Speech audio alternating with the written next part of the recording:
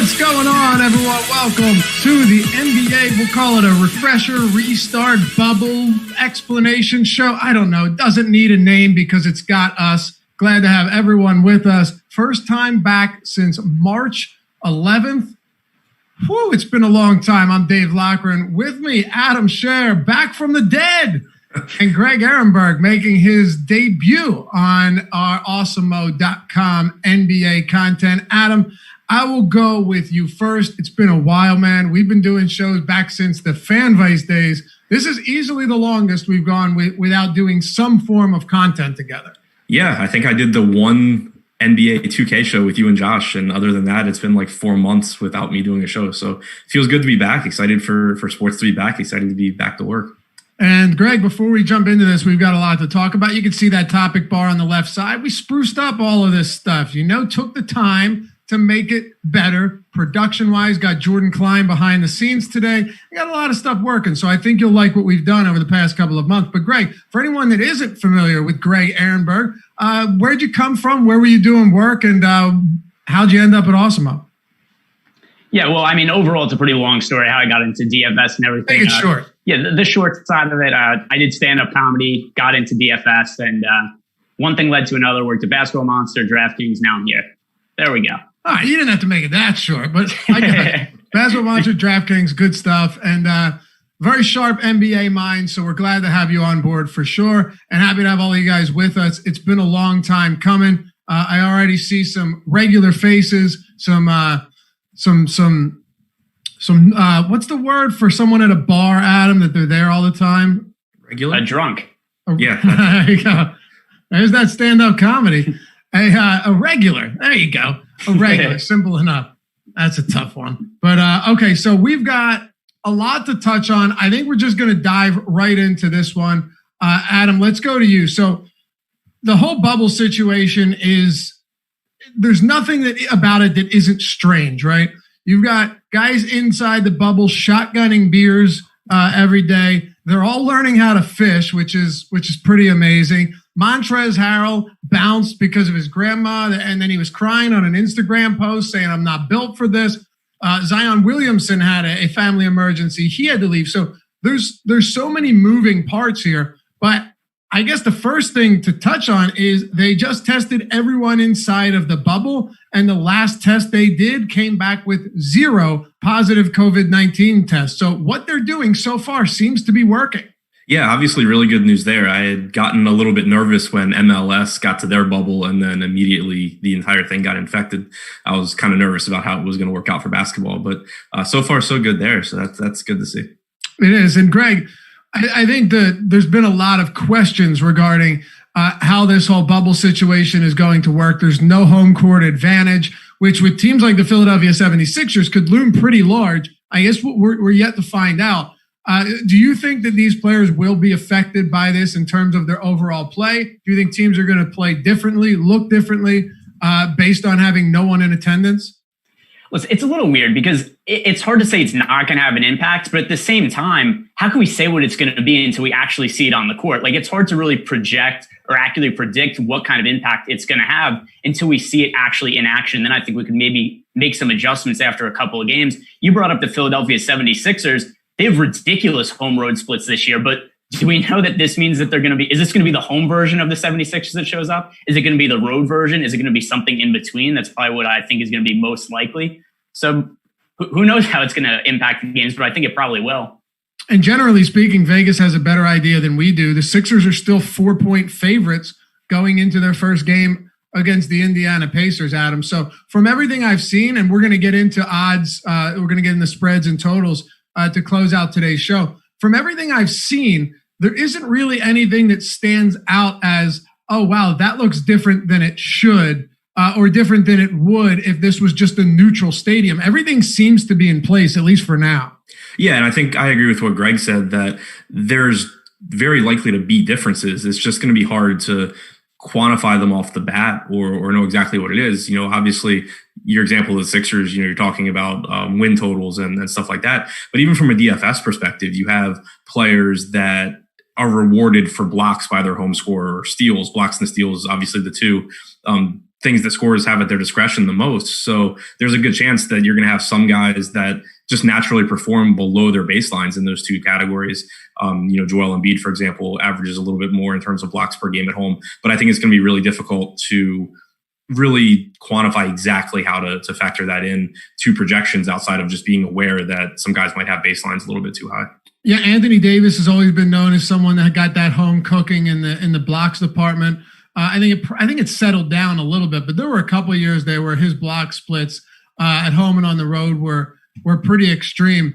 I want to get into a few of the big pressing topics here, the ones that for people watching for fantasy purposes, which should be everyone, and some might just be watching to get an idea of what's going on inside of the bubble, how this is going to play out. We'll touch on that a little bit more later. But Greg, one of the biggest spots here is the roster crisis the Nets have. You're looking at myriad players being out. Not only Kyrie Irving, who was never going to return, tried to get everyone not to play, but he was never going to return. You've got Kevin Durant, who also, there was some hope a couple months ago that he could come back. I know even Adam was like, hey, you might want to take a look at Brooklyn's championship props, which made sense. Turns out he's not coming back. Guys like Taurean Prince, like Wilson Chandler, DeAndre Jordan, your primary backup center, even Nicholas Claxton. And then the biggest one outside of the two big guys is Spencer Dinwiddie. They're down a ton. And then they bring in Michael Beasley, and Beasley's out for the entirety or the rest of this restart throughout the playoffs. It's an absolute mess in Brooklyn. And to top that off, the cherry on top, Greg, is that we don't even know what coaching is going to look like because Jacques Vaughn didn't really have any opportunity to coach once Kenny Atkinson was canned. Yeah, well, the one thing we knew about Jacques Vaughn was that he was going to start DeAndre Jordan at center, because that kind of seemed like that was the reason that Kenny Atkinson got fired, was that he was starting Jarrett Allen over DeAndre Jordan. And now obviously DeAndre Jordan not playing in the bubble, so that's kind of a non-issue. I mean, you look at this Nets team, it's going to be so key to figure it out for value in terms of DFS for the first couple slates. And it's so hard to be confident in any of these guys' minutes. The one thing that we know for sure, Karis LeVert's going to play a ton of minutes. His usage rating is going to be ridiculous. Like, I think it's probably reasonable to think he is like a 35 to 40% usage rating, just because think he who can else is have going to take 25 shots a game? I mean, who else is going to shoot for them? You look at the roster. Jamal Crawford, I think, could maybe be like second on the team in usage in the minutes that he actually plays. He was second in the entire to last in the entire league in real plus minus 2 years ago, and now he's going to be a key part of the Nets rotation. And it's just, where else are they going to go? Like, where are the point guard minutes going to be? Maybe it'll be LeVert. They also have Tyler Johnson. They have Chris Chiozza on the lineup. I don't know. It's hard to figure out. I know I like Jarrett Allen. I know I like Karis LeVert, and I don't know who else I really like there. It's tough to say. And Adam, look at the center position too. Like, who do you run as your backup five for the minutes that Jarrett Allen isn't on the court? And does that mean that Vaughn ends up running Allen for 35 minutes per game? He did get good minutes when DeAndre Jordan was out for a few games earlier in the year. But as far as the coaching change goes, it's kind of hard to say.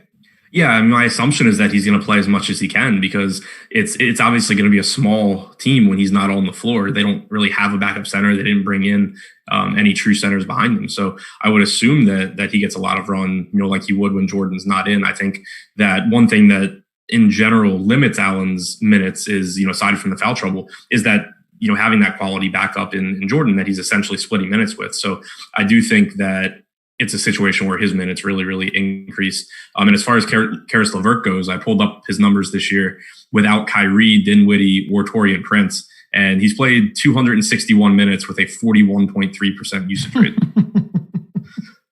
And, it's funny because sometimes you look at those small, sample sizes with guys on off court and you go, that's such an inflated usage rating. That can't actually happen. It can in this case because there's nobody else to shoot. Yeah, exactly. I mean, LeVert doesn't struggle to get his shots when he's playing with guys like Dinwiddie. He's not going to shy away from it when the only competition is Jamal Crawford. What was his assist rate in those situations, Adam? 33.9. Which is, I had a feeling it would be up there. We've seen Karis LeVert. We've seen him as a decent enough facilitator. Look, he's not the greatest playmaker out there. I don't think any of us would argue that. But is he someone that can initiate the offense, bring the ball up the court, and find the open man at times if he's doubled? Sure. Can he operate in the pick and roll? I think that's still yet to be seen. if he can be proficient there. But I guess the biggest question really, Greg, isn't whether or not he's going to have high usage or be the primary ball handler. We know the answer to that will be yes. I think the biggest question is DraftKings going to list this guy at $9,000? Yeah, I think maybe. I mean, we don't have pricing yet for the first couple of slates. First game is against the Magic, which is a pretty difficult matchup. And I think I'd probably be willing to roster him up to 10,000 in most spots.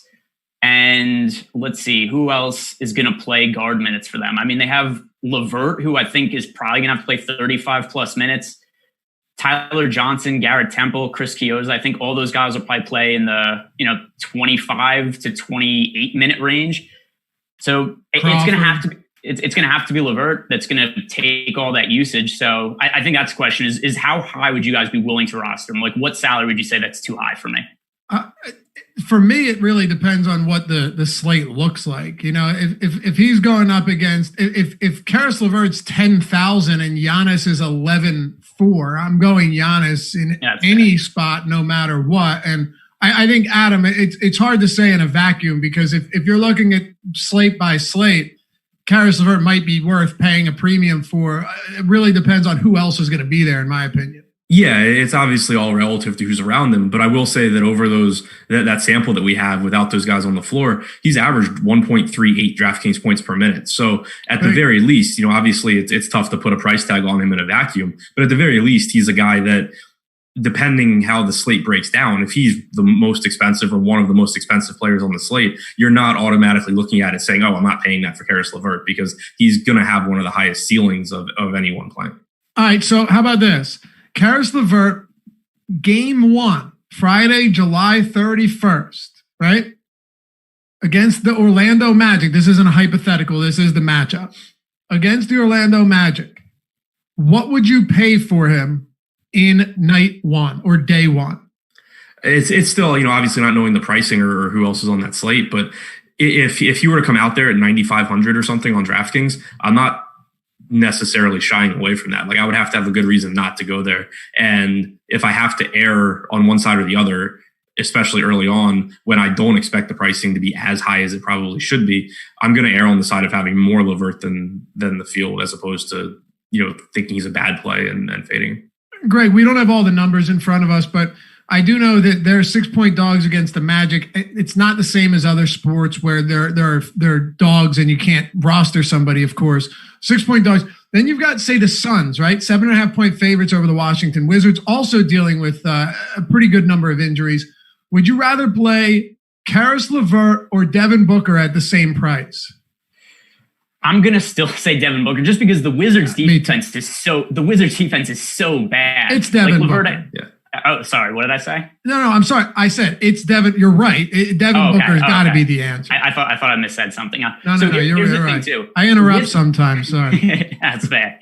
The Wizards defense was so terrible this year. So if we were to say the matchups were the same, all else being equal, then I might say LeVert. But considering that LeVert is playing against the Magic and Booker's playing against the Wizards, that's what has me leaning towards Booker, just because the Wizards defense was so terrible this year. They play at such a high pace also. Like, that's just such a nut spot for fantasy production, especially for these last 8 games of the season. Yeah, Greg's right, Adam. It's a dog shit Wizards team that only got worse, and they do have some viable. They had some very viable fantasy options throughout the season. Davis Bertans, man, he started lighting it up. What he hit 7 threes and a half. But right before we got shut down, Bradley Beal was on a torrid pace, playing at 1.38, 40 minutes every single night.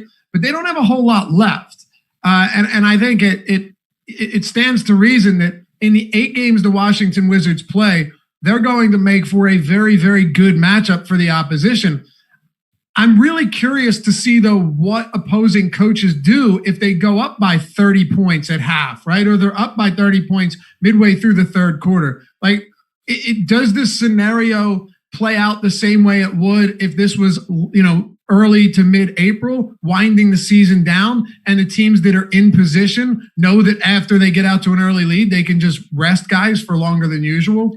Yeah, I mean, I think that obviously we talk a lot about blowout risk not being something you want to weigh in too much, but the Wizards are certainly going to be a team whenever you're rostering guys against them that they offer it, because they're just going to be a terrible team right now. I think that there is some chance, at least, that Washington is a bit better defensively, not having Beal, because Beal takes on such a big load offensively that he has a tendency to kind of just take it off on the other end. If you're replacing those minutes with someone like Gary Payton or some of these other young guys that are looking for a chance to earn minutes, I think you could see maybe a little bit more defensive effort, and the Wizards maybe not be quite as bad on a per possession basis. But I still expect them to play really fast. I still expect them to be a really, really, really bad team. So there's still going to be a favorable matchup for guys going up against them. Yeah, and as far as pace of play goes, over the final 2 months of the season before the shutdown, Greg, the Washington Wizards were playing at a top 5 pace. Defensively, they had a brutal 14.7 rating. Just from top to bottom, this was a really bad team. And I think if there were 3 teams coming into this bubble out of the 22 that you want to pick on the most, in terms of that's a great matchup, loading up on players against them, or at least really digging deep into those spots, would the Wizards be number 1? Oh, by a mile. Like I don't even know who I would consider to be in competition with them, just because the Wizards have been the best team to target for the entire season. Now there's also a situation where we've gotten rid of most of the bad teams in the league. So of what's left, the Wizards defense is just by far the worst. And then I think something else that's interesting to talk about the Wizards is, what is their starting backcourt going to look like? So I think that we could safely say that Napier is going to start in the backcourt, but then you look at the other spots, like Isaac Bonga started for a little bit, and then they also have Troy Brown Jr. on the roster, Jerome Robinson. There's going to be some of those cheap guys that are going to make for really good value plays just by the nature of how fast the Wizards play. Somebody's going to put up fantasy points, and because of just the lack of name value on the team, there's not going to be guys that are priced all that expensive. So that's something else I'm looking at is who else is starting, who else we figure is going to get minutes.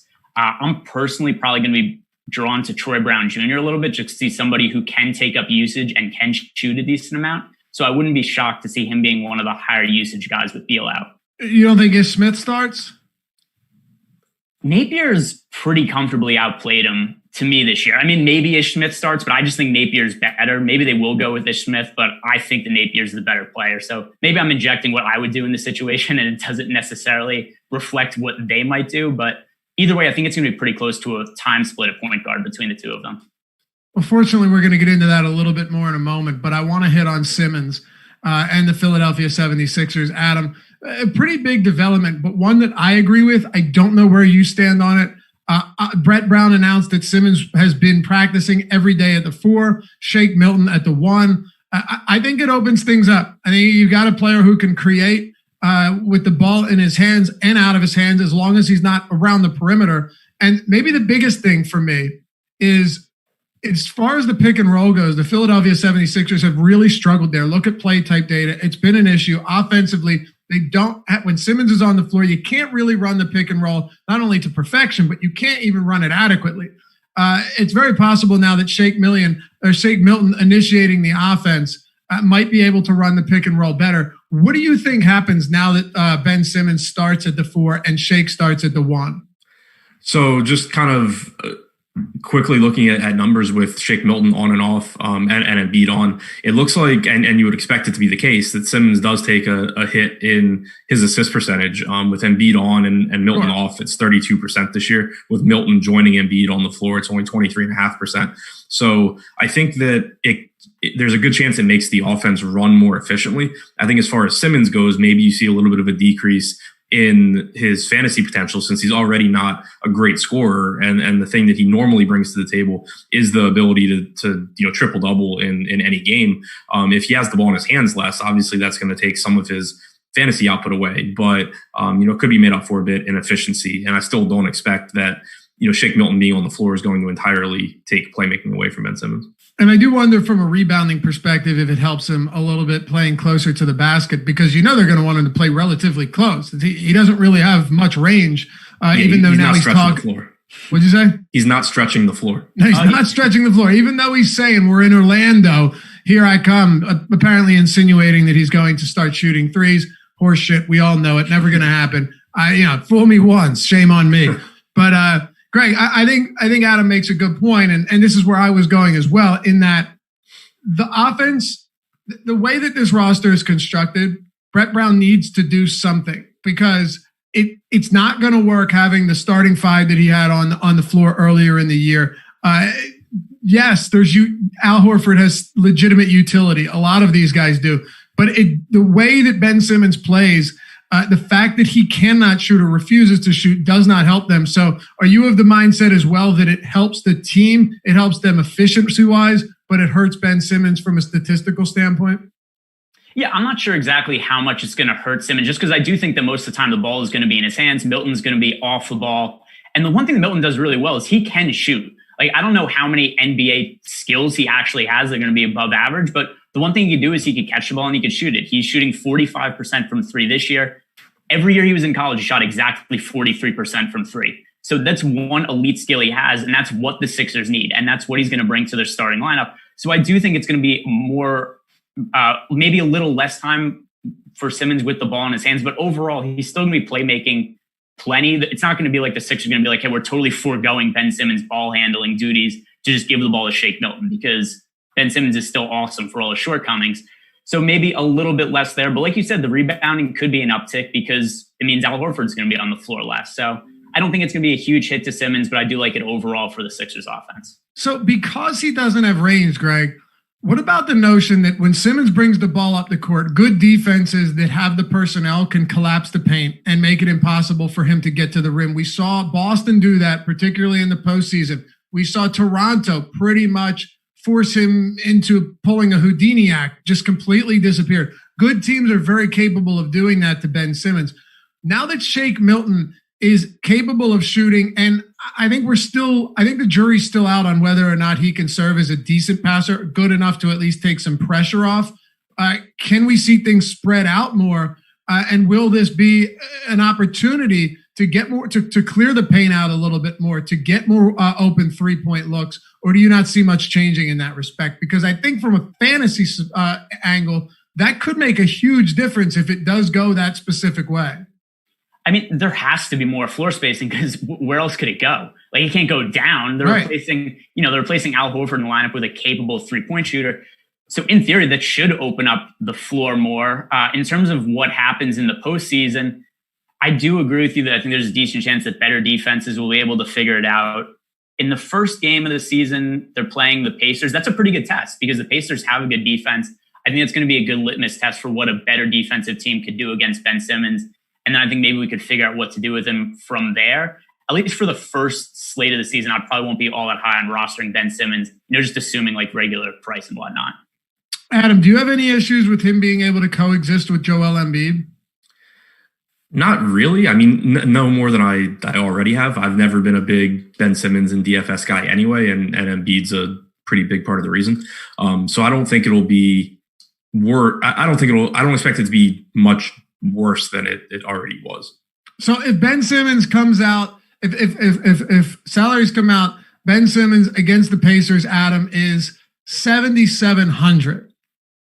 Just off the top of your head right now, without looking at the numbers, is that something you're interested in? Yeah, I think it would kind of fall into, I would view it pretty similarly to how I did before the break, where it's clearly too cheap of a price tag for the upside that Ben Simmons gives you. It's still, I think, going to be really difficult for him to disappoint you at that price, even if you do knock the assist numbers a bit, if you assume that the rebounding numbers are going up some to counteract it.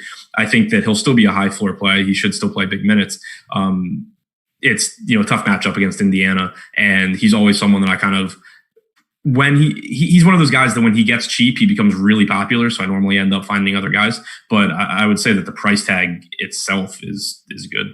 You know what I was thinking, Greg? You look at some power forwards across the league, and some of them are pretty solid passers. Even guys like, Domantas Sabonis had a stretch there where he was really viable as a playmaker. Now, not nearly as close to Ben Simmons, but he's also better in other aspects like shooting. If you were to take one power forward, I'm kind of putting you on the spot here. We didn't plan for this, but if you were to take one power forward that you think Ben could, to an extent, replicate his game, and Ben's got to be unique. He's got a very unique skill set. But if there's one guy that he could model it after in terms of being able to make plays and find open men from, maybe the elbow or down closer to the basket, who do you think that would be? Bam Adebayo. Really? If I had to pick one guy, just because he is somebody who is a big man who doesn't shoot, but he's a capable passer. He can make plays. It's kind of a weird comp that I don't think, maybe if I thought about it more, I'd be able to come up with somebody else. But he's the first guy who comes to mind as somebody who's like a decent passing four, who plays good defense and doesn't necessarily shoot well. I think that's a good comp too. I couldn't think of anybody off the top of my head, Adam. No, I was going to say that, like, from a production standpoint, I thought your Sabonis comp was decent, except obviously, more of a shooter. Yeah. But no, I think Bam's a good one too, because he doesn't shoot. He does pick up peripherals, and he also is the guy that goes out there and defends everyone as well, which, Simmons is. Yeah. The whole team right now, I think everything's going to be a little bit in flux, but I'm excited to see what they can do. And the good thing for me as a Philadelphia 76ers fan is if it doesn't work, we can finally get Brett Brown out of here and maybe get Kenny Atkinson in Philly. I would love that, man. One thing before we move on from the Sixers, though, I'm not quite as low on them as most people are and just their overall long-term potential, just because, like, how is this team viewed if that Kawhi Leonard shot doesn't drop last year? Like, they pushed the Raptors to a Game 7, Kawhi had a ridiculous shot to win the series. If that shot bounces out, anything is possible. This team could have been viewed totally differently. Sure. So I think just in the big picture, I think people are a little bit too quick to write off the Sixers and their title chances. Yeah, I think Jimmy Butler played a pretty considerable role in that playoff. Yeah, that's fair also. But I mean, in terms of how people view the Simmons and Embiid combination, I think there's a lot of people just look at them and go like, hey, that's something that can't ever work. Simmons' lack of shooting is always going to be an issue. And just because they came so close to making a run last year, those two, I wouldn't say it's impossible. Josh Engelman and I talk about this a lot when we were doing the daily sports show, Greg. We agreed that they're basically the team with the biggest gap between their floor and their ceiling. Like they could catch a first game or first round elimination, or they could legitimately go to the finals, and I wouldn't be shocked. I'm trying to think like what other team I would even consider that. Maybe the Bucks, because I wouldn't be shocked if something weird happened with the Bucks in the second round of the playoffs, if they were to lose to a team like the Raptors or the Celtics or something like that. Just because we haven't seen them do it yet, yeah. So yeah. I would say Sixers are definitely number one, biggest gap between ceiling and floor, though. I'd throw Houston in there too from the Western Conference. Houston? Oh, total. Actually, it's funny you say that, Adam. I went on a big rant on Awesemo Radio on Sirius XM about it. That Houston is essentially the type of team that if their 3-point shots are falling, apparently Mike D'Antoni put a new offensive set into the system. I guess more threes, but yeah, I was gonna say deeper threes. Yeah, half court threes. Yeah, but if Mike D'Antoni, or I'm sorry, if the Houston Rockets if their shots are falling, we've seen exactly what they're capable of doing, and we've also seen exactly what's capable of happening when they miss like 38 consecutive threes in a Game 7. Yeah, the Rockets were the team that came to mind as far as the gap between floor and ceiling, because they literally ended up building this team for that reason, basically saying we don't have the ability or the talent to actually be favored over the Clippers or the Lakers, so we're just going to fully embrace this volatile style of play, hope that we run good over a 7-game series and can beat a team better than us. So they basically, whereas the Sixers, they have that big gap, but they're built with the mindset of we can be better, we can beat these other teams. The Rockets basically said we can't, so we're just going to up the variance. I'm excited to watch that Rockets team because it's going to be a shit show, or it's going to be sky is the limit really with this team. So I don't know yet. I have no idea what the Rockets will look like, but I think you're right. In the West, that would be the best comp, as not to the Sixers in terms of the overall makeup of the team, but as far as just getting knocked out in the first round or taking it much further into the postseason than anyone would have expected. Hey, hit that thumbs up if you haven't done so yet. It does help us greatly. And if you're new to the channel, you haven't done so, hit that subscribe button and the notification bell so you always know when new content is dropping next. Plus, it helps us out a ton, as we said. And also, we're doing a bit of a giveaway here. If you guys don't follow @Awesemo_com yet on Twitter, we're doing flash sales that are going to be popping up. All you have to do is keep your eyes open, keep your eyes peeled for that. And in honor of the first NBA show since March, we're giving a chance to win your first week of Awesemo Plus for free, completely free. go to Awesemo_com and check out how to get that, how to win that. We're also doing three monthly MLB passes, Awesemo Plus MLB with projections, ownership, top stack tool, you name it. So Awesemo_com, check that out. And hey, while you're at it, follow all of us on Twitter as well. All right, Adam, let's move on to the Wizards. We hit on a lot of that, but I want to just kind of drill down on a few key points here because we're going to need to figure out what the hell's going on with this team before we can kind of advance the ball. What do you see the starting lineup being? If you had to write 5 guys down on paper right now, who do you think the starting lineup should be, and who do you think it should be, will be, and should be? Bryant, Rui, Brown. I have no idea. And then one of Napier Smith. And who? Who was the last one? One of Napier Smith.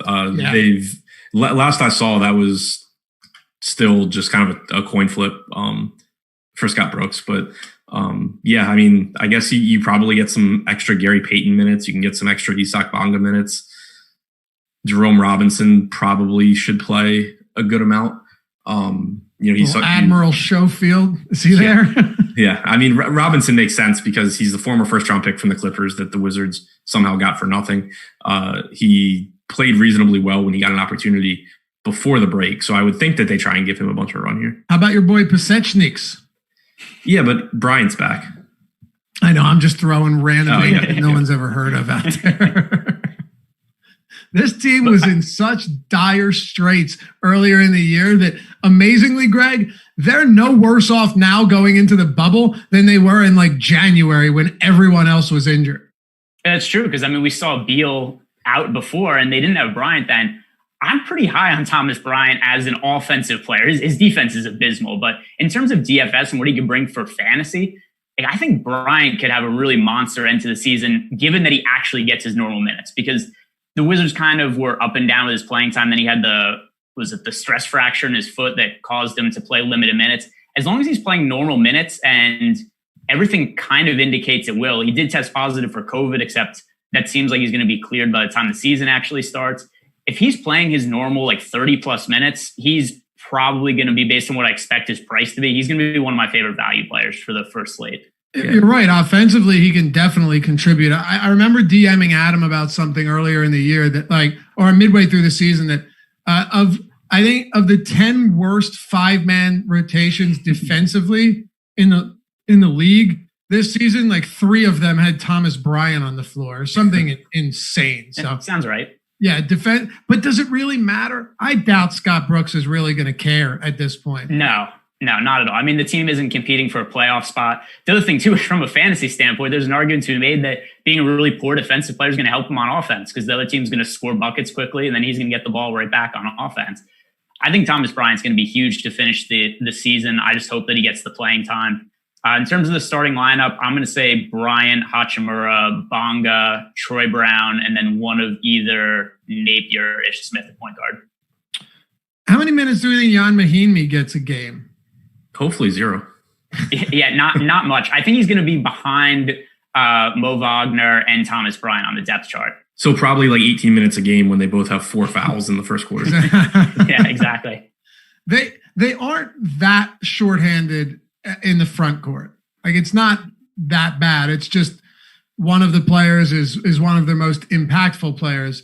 And then Bradley Beal being out, Adam, when you take Bradley Beal out of the picture, a 30% plus usage guy that was just getting monster minutes all season long, it's going to open things up. Now, the question is really the biggest question is, are we going to see the ball just spread around a lot, knowing that no one really needs to take over games to get wins? It's not that important. Not to say the competitive spirit won't come out of these guys, but Bradley Beal, 34.5% usage rate this season, almost a 30% assist rate, which I think goes overlooked.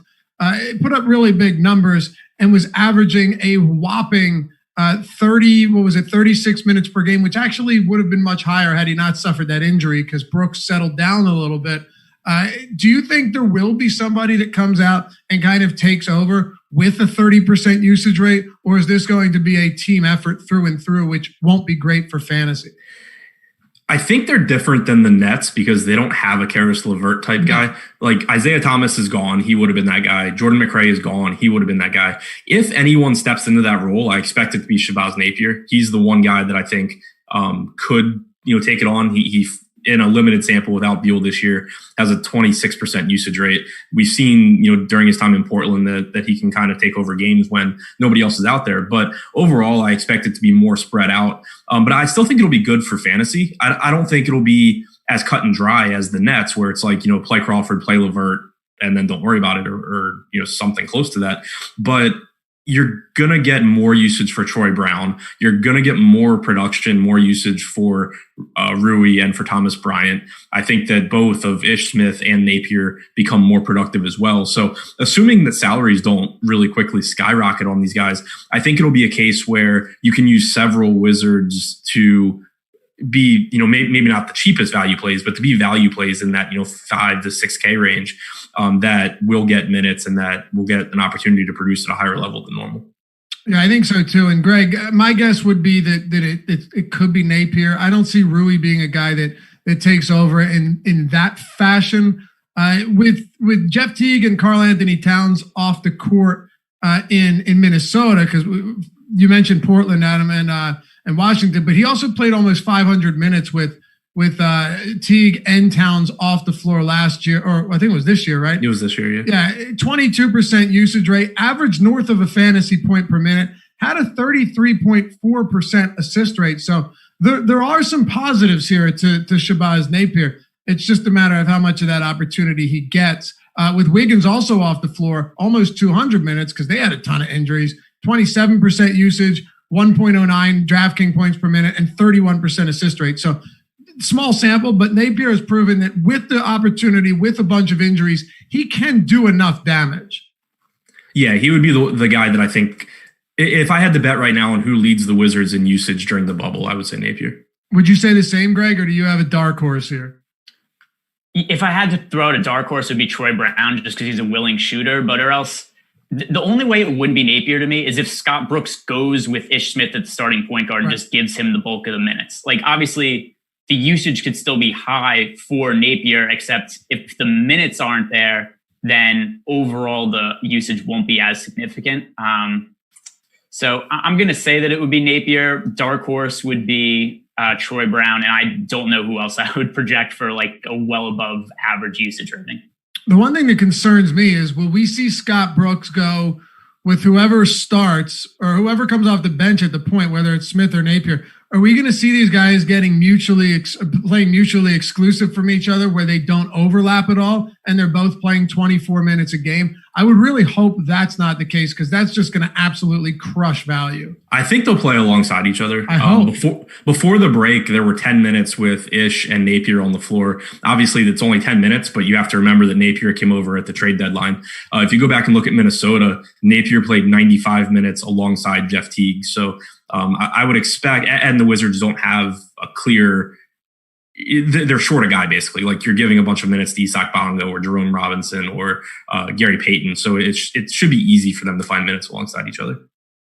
All right, so we've hit on the Nets, we've hit on the Sixers, we hit on the Wizards. All of these, I think, are teams that when we talk about what you need to know for the restart, those are the ones you should be digging into first. A lot of these other teams, there's not a whole lot of action, not a lot of moving parts.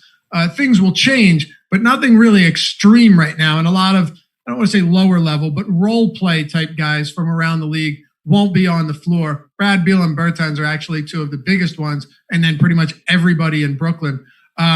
But, I can't help but look at this scenario, Greg, and think to myself, do we need to be concerned about teams on the bubble, in the bubble, right? So on the bubble and making the playoffs, what happens after like 2 games when the Wizards or the Kings are eliminated and they've got to stay there for 6 more games, even though there's not much to play for outside of, to be fair, a paycheck? Is this a spot where Luke Walton and Scott Brooks and you name another team down towards the bottom where they just throw the towel in and run all of their bench guys? All right, so I mean, if we look at the Wizards, they're already playing bench guys, so I'm not that concerned about them. Like, what are they going to say? Like, oh no, we're out of the playoffs, we can't play Isaac Bonga anymore. Like, that's not going to happen. So those aren't the teams that I'm really concerned about. The teams that I'm really concerned about are the high end teams. Like, once the Bucks lock in the 1 seed, how many minutes is Giannis going to play per game? Because I mean, we know with Budenholzer, he typically doesn't play guys a whole lot of minutes anyway. I think last year, Giannis played 32.8 minutes per game. That was the most minutes he's ever played any player on any team that he's coached.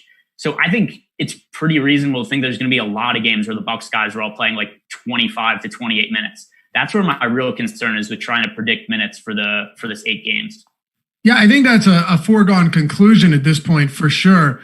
What about the other teams, Adam? I'm taking a look at the bubble teams, right? You've got 22 of them, and most of them from a how about this actually? And we're going to get to odds in just a moment. But if you go on DraftKings Sportsbook, you can see what their odds are to reach the playoffs. Okay, so you've got the Grizzlies at -143. They're an 8th. I still think you should take the Pelicans there. Plus 290 to make it. The Suns, ready? Plus 6,000. Blazers plus 400. Kings plus 1,100. Spurs plus 1,300. Wizards plus 2,100. So as you can see, there are a lot of teams that are massive long shots to get anywhere close to sniffing that 8 seed. Yeah, I think that one thing that makes it that maybe makes our lives a little bit easier as far as the bubble teams is, like Greg said, the Wizards already have their B squad out there. Same goes for the Nets if they were to drop out or drop back. And then looking at the Western Conference, you have Phoenix, like you said. I would still assume that they're playing Booker and Ayton, relatively young guys. You have the Spurs, I think, are a team that will throw in the towel pretty quickly. Big time, yeah. But then Sacramento is a team that has a bunch of young guys that they probably want to play. The Pels have a bunch of young guys that they probably want to play. The Blazers, I don't think they're talking Damian Lillard out of playing, significant minutes. Just doesn't seem very likely. So I think as far as the bubble teams go, it would have been more of a concern. We kind of already got guys just dropping off of those teams and saying like, okay, we're just not going to play. So that's kind of already happened. I think that the top end teams is where there will be a little bit more, because not only will you have teams clinching pretty quickly, but you also there's no home court advantage in the playoffs. So if you want to rest guys and say, whatever, we're fine with playing the 7 seed or the 8 seed, we don't really have a preference, there's no incentive to fight for that 1 seed really either. And Greg, how does this so how does the play-in tournament work in the event that teams are within striking distance after these 8 games? Yeah, so it's going to be a best of 3 series-ish. So I'm trying to think like the right terminology to use it. But let's say if the Grizzlies are the 8 seed and the Pelicans are the 9 seed and they're within 2 games of each other, then the Pelicans and the Grizzlies will play a game. If the Grizzlies win, they move on. The Pelicans have to beat the Grizzlies 2 games in a row to move on and take the 8 seed in the playoffs. Is it 2 games or 3 games? It's double elimination for the higher, for the better team has to lose twice. No. The better team has to only win once. I'm saying, I'm sorry, I should have rephrased that. Do you have to be within 2 games or 3 games? I think it was 3. 3. Yeah, I think you only have to be within 3. I could be wrong. We can look that up. But yeah, that makes it a little bit more, compelling when you're talking about teams having a shot. There are several of them in there. And you know what? The odds outside of the Suns and the Wizards aren't that bad. I mean, the Spurs are, yeah, but Blazers plus 400. It's not crazy. The Pelicans at plus 290. Not crazy at all. So there's a couple in there that you can make a pretty good argument more for. But the Suns being like plus 6,000, there's just no shot at all. I think Devin Booker probably plays regardless. He plays some of his best basketball when it doesn't matter. So looking forward to that. We've gotten those quotes like that bubble teams were saying they were going to use it as summer league, basically. Judging by the rosters, it at least doesn't seem like that they're going to that extreme. That's a good point. Yeah. And I know they actually talked about like teams that aren't in the bubble, teams that didn't make it. They were talking about having some, what was it, like a summer league type tournament in order to keep them fresh and stuff like that for the younger guys. I know Steph Curry said in an interview, like, yeah, the young guys go at it. I'm not doing that. Yeah. Which I don't blame him at all for not wanting to do that. But it is strange. By the time they'd play again, assuming they do in fact start the season, what did they say, Christmas Day? That would be more than 9 months since some of these teams have played at all. So let's close this out. We've got spreads, we've got totals, we've got props, Greg, and it's been way too long since we got to talk a little bit of betting action when it comes to NBA. The championship odds right now, Lakers are plus 240, Bucks 250, Clippers plus 333. Then there's a big gap. Rockets at plus 1,200, Celtics, Raptors, Nuggets, Sixers, Heat, Jazz, so on and so forth. All of those are between 1,200 and 3,300. Right now, you've got to lay down money on one of these teams to win. Is it the Lakers? Is it the Bucks? Are you going with the Clippers with a little bit of value there potentially? Well, just because I already did it, it's the Sixers at 28-1. Because we talked about at the top is what are the teams that are highest variance? And to me, that's the Sixers. To you, you said that was the Sixers also. So I understand they could very easily lose in the first round of the playoffs. They get crushed in the second round of the playoffs. But if we're just looking at a long shot team that has the highest potential floor and the chance to make noise in the playoffs, to me, that is the 76ers.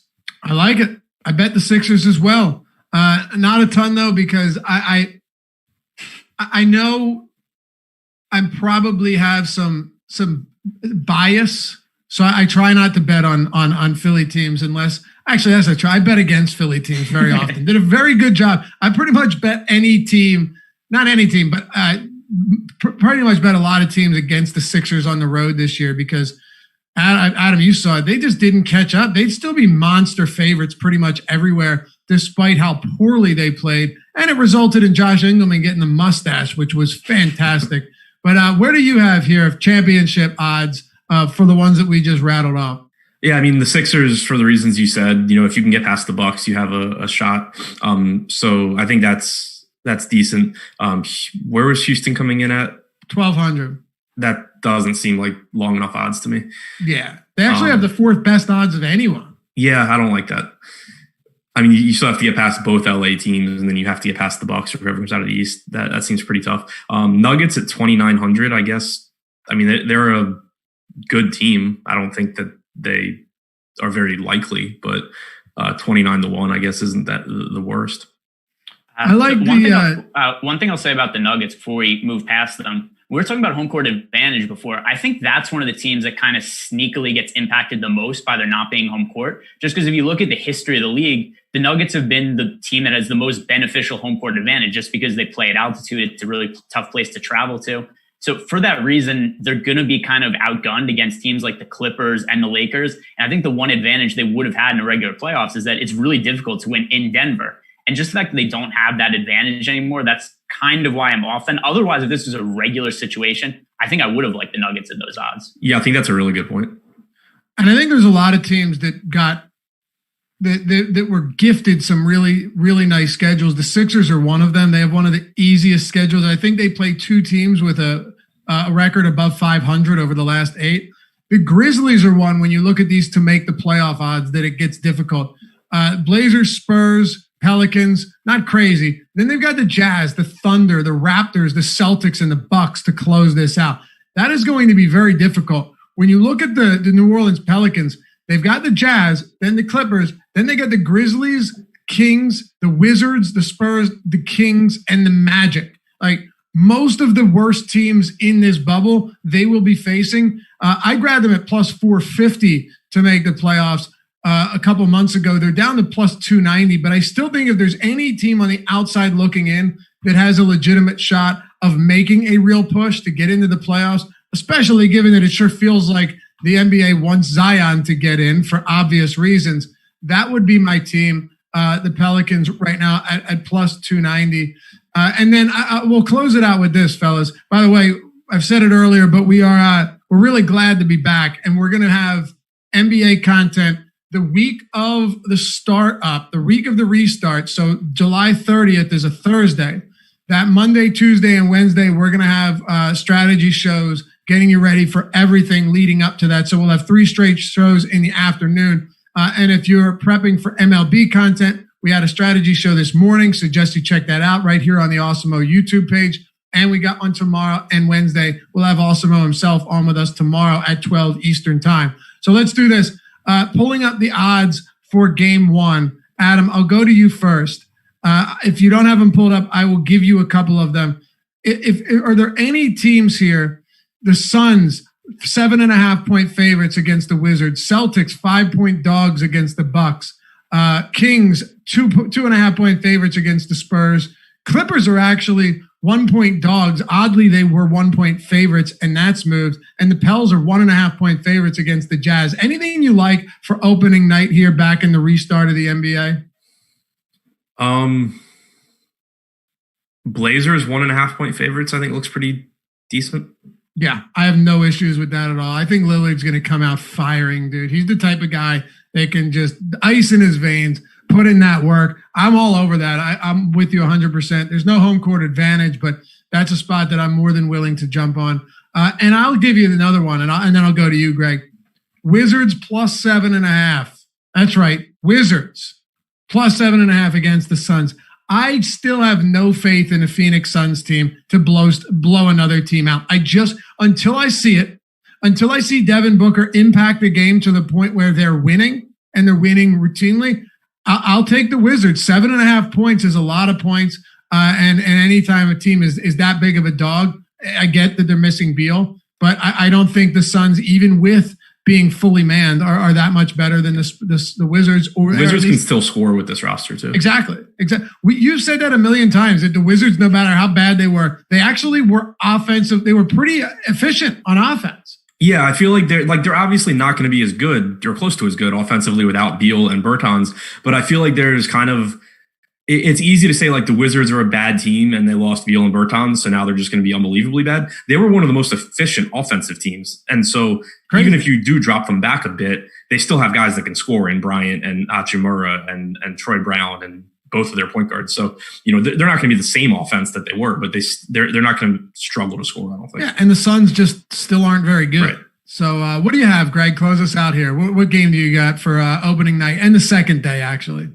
Yeah, I mean, if the Wizards are competitive, I just hope the Suns win, because I have Suns -1 from when the lines actually first opened up. And then obviously that's a solid. Which also, that's something else to note about, is the lines are coming out really early for these games. So just with the amount of injury news that we're expecting, and guys potentially getting ruled out with COVID or just injuries or just rest in general, like, look at some of these lines and see what's posted when players get ruled out, because there's going to be a ton of value on some of these. I've been preaching this as well, Greg, since DraftKings Sportsbook came out. DraftKings Sportsbook, if you get in there early enough, the best edge you can find in sports betting right now is jumping on these lines before they change. There's no doubt about it. And the other one too is, I almost feel like I shouldn't say this publicly, because there's a really easy way that DraftKings should be able to shut this down. But right at 1:30, open up the NBA injury report and look for any key players that are out, and then just go to the sportsbook and see what the lines are, because it's going to take them a couple minutes to adjust. And really what they should do is, since the 1:30 injury report comes out every day, they really should just take the lines down at that time. And they never do it. And there's always value when players get ruled out. In terms of numbers for opening day,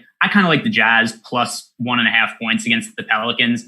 And we don't know if Zion's playing. I think we could assume he's probably going to play, but still, he's away from the team right now. He's not in the bubble. He's going to have to quarantine when he gets back. It's not impossible that he ends up getting ruled out. And the other thing too is, we just look at these teams on paper, Pelicans versus Jazz. I think the Jazz are still the better team. I know there's some possible chemistry issues with the Rudy Gobert and Donovan Mitchell situation, but still, I think the Jazz are a good team. And I think because of some of the narrative around them with the Gobert and Mitchell chemistry, I think they're being a little bit underrated by the book right now. I like it. I'd be pretty shocked if Zion didn't play, only because, I don't know, Vegas still has everything still posted. Still plus 290. The line hasn't changed. They had Magic -1 against the Nets up for like a week. Yeah. With the Dinwiddie news before they moved anything. So for whatever reason, they've been really slow to move lines right now. Yeah, it's very strange. I mean, I guess we weren't getting any action on that earlier. Maybe we'll see. But let's hope Zion plays, because I got the Pels to make the playoffs, and if he's out, well, that's not going to work. Anyway, thanks for hanging out. As always, it's a first time back. Now, we still got 10 days until NBA action, but this is some taste of normalcy as we inch our way closer to the start of the season. Adam Scher, good to have you back, man. Greg, great first show. We will be back with you, Monday, talking more NBA. For everything else, check it out on youtube.com/Awesemo. NBA tomorrow. We'll have MMA, we'll have PGA, NASCAR, everything happening. We got you right here at Awesemo.com. See you soon.